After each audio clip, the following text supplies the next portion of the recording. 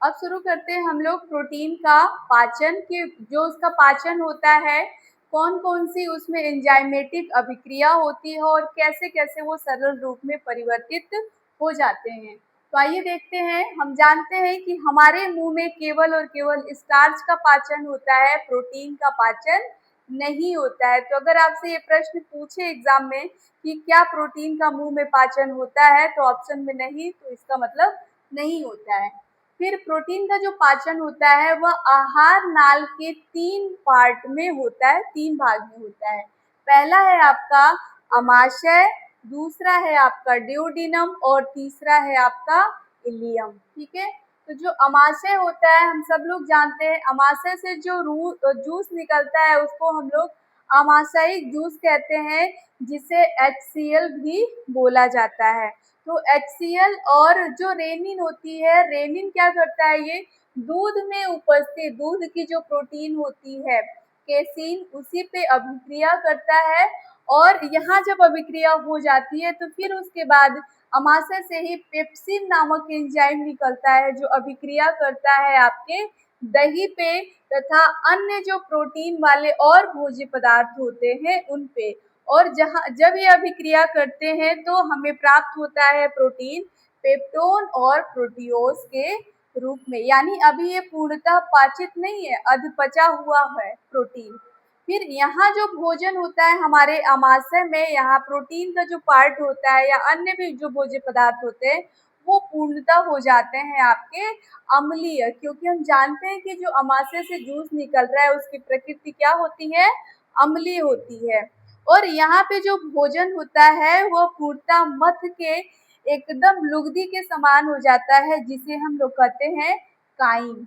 तो अमाशय से जो भोजन जाता है आपके छोटी आंत के पार्ट में, उसे हम लोग बोलते हैं काइम। देखिए मैंने यहाँ नोट भी कर दिया है कि अमाशय से भोजन जब लुगदी के रूप में छोटी आंत में जाता है तो उसे हम लोग काइम बोलते हैं।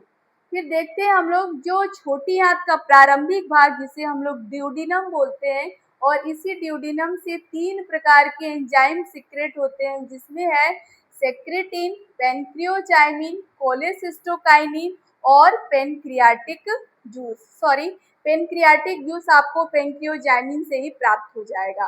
तो ये जो सेक्रेटिन है और पेनक्रियोजाइमिन है, ये दोनों मिलके क्या करते हैं, अग्न्याशय को उत्तेजित करते हैं। यहाँ पे एक चीज आपको हम बता दें, आप कंफ्यूज ना होइएगा। जो हमारा पाचन तंत्र होता है उसके 2 पार्ट हम कह लें तो पढ़ते हैं। एक को हम बोलते हैं आहार नाल और एक को हम बोलते हैं ग्रंथि।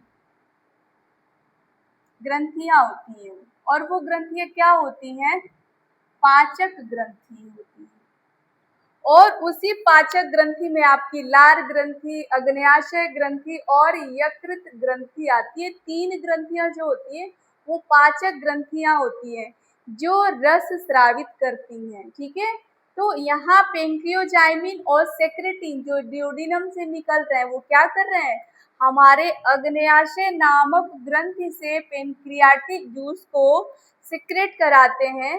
और ये पेनक्रियाटिक जूस क्या करता है कि ट्रिप्सिन और काइमोट्रिप्सिन, जो क्या कैसा प्रोटीन है, अधपचा, यानी यहाँ पे भी इसका पूर्ण पाचन अभी नहीं हुआ है, उन पे अभिक्रिया करता है। ठीक है, और यहाँ अभिक्रिया करने से पहले का स्टेप मैं आपको बता दूं, ये जो कोलेसिस्टोकाइनिन जो एंजाइम है ये क्या कर रहा है, रक्त द्वारा यकृत में प्रवेश करता है और पित्त को स्रावित करता है। और जब पित्त को स्रावित करता है तो हम जानते हैं कि पित्त की जो प्रकृति होती है वो कैसी होती है, क्षारीय होती है। और पित्त रस स्रावित होने से जो भोजन होता है वो कैसा हो जाता है, क्षारीय हो जाता है। अब इसके बाद वाला ये जूस जो पेनक्रियाटिक जूस है वो अपना काम करता है ट्रिप्सिन काइमोट्रिप्सिन पे, जो अधपचा प्रोटीन है वो क्या करता है, यहाँ पे इनको पॉलीपेप्टाइड्स में परिवर्तित कर देता है। और फिर पॉलीपेप्टाइड्स क्या करते हैं, उनको एमिनो अम्ल में बदल देते हैं।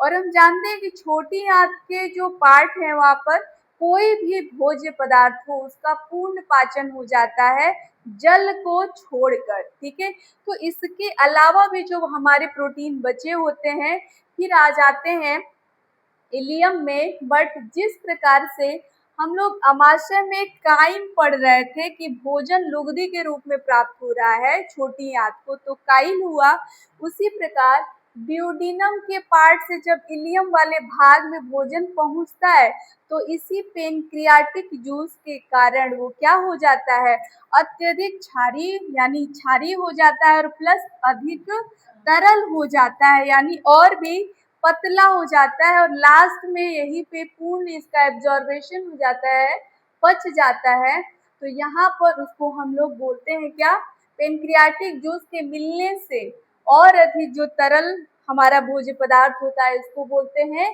काइल। मतलब काइम में म लास्ट है और काइल में ल लास्ट है, ठीक है। इलियम में क्या होता है कि अब इलियम में छोटी आंत से जूस निकलता है, उस जूस को हम लोग बोलते हैं इंटेस्टाइनल जूस, ठीक है। कहीं पर हिंदी में आपको मिल जाएगा आंतरीय जूस, तो वो भी सही है। और यहाँ पर भी उसका जो माध्यम होता है वो कैसा होता है, क्षारीय होता है। और ये क्या करते हैं कि और सारे जो बचे हुए अधपचे प्रोटीन जो थोड़े बहुत बचे नहीं होते हैं उनको फिर से वो पॉलीपेप्टाइड में परिवर्तित करते हैं और उस पॉलीपेप्टाइड फिर इरेप्सिन नामक एंजाइम की अभिक्रिया होती है और वो क्या करते हैं, प्रोटीन की सबसे छोटी इकाई बचे हुए पॉलीपेप्टाइड को एमिनो अम्ल में बदल देते हैं। तो प्रश्न यू बनेगा यहाँ से आपका, मैं बता दूं कि इरेप्सिन प्लस आपका सेक्रेटिन, पेंक्रियोजाइमिन, कोलेसिस्टोकाइनिन, ये जो है आपके एंजाइम किस पे अभिक्रिया करते हैं। प्लस यहाँ से प्रश्न बनेगा आपका कि पेप्सिन किस पे अभिक्रिया करता है, रेनिन किस पे अभिक्रिया करता है, और जब पेप्सिन अभिक्रिया करता है तो प्रोटीन का कौन सा रूप प्राप्त होता है, तो पेप्टोन और प्रोटियोज प्राप्त होता है। और जब यहाँ पर एक सबसे लास्ट प्रश्न बन जाएगा आपका, जब प्रोटीन सबसे सरल रूप में पचता है तो कौन सा रूप होता है, एमिनो अम्ल में। और एक प्रश्न और बनेगा आपका कि जब प्रोटीन पूर्णतः पचता है तो कौन सा भाग होता है, तो छोटी आंत का इलियम वाला पार्ट होता है, वहाँ पे कौन सा एंजाइम होता है, तो इरेप्सिन नामक एंजाइम होता है। ये रहा आपका प्रोटीन का पाचन कैसे होता है। नेक्स्ट पार्ट में हम पढ़ेंगे कि प्रोटीन का अवशोषण कैसे होता है और कौन कौन से पोषक तत्व उसमें सहायक होते हैं।